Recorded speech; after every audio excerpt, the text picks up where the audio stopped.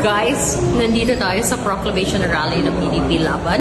I think nakita ko dumaan ang pambansang simangot, si Congressman Ronda Marquez sa PDP holding room at makikita natin. Ay, pambansang simangot. No, I think it was a compliment. Oh, thank you. Uy, kaya ko pala pa smile si sir. Hindi po kayo galit. Okay. Yun. Yay!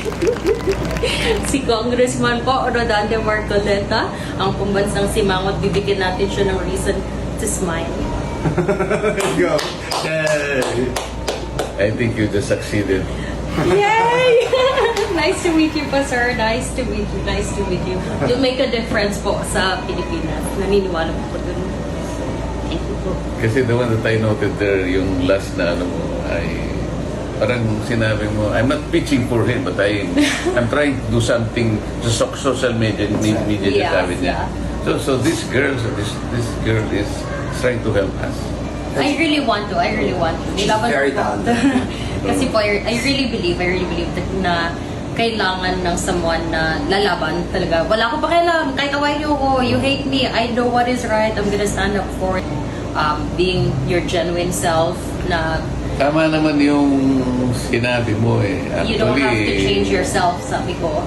Napapasimangot ka naman talaga. Saan ka makakakuha naman ng ikaliligaya ng mukha mo? Samantalang pwede mo naman gawin, ayusin ang mga problema. Kaso lang, ay Ayaw gawin. talagang ayaw nilang gawin.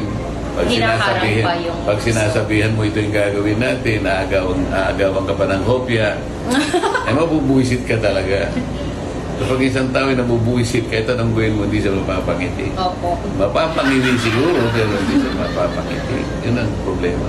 Well, hope you win. Hope you win po, sir. Hope you win.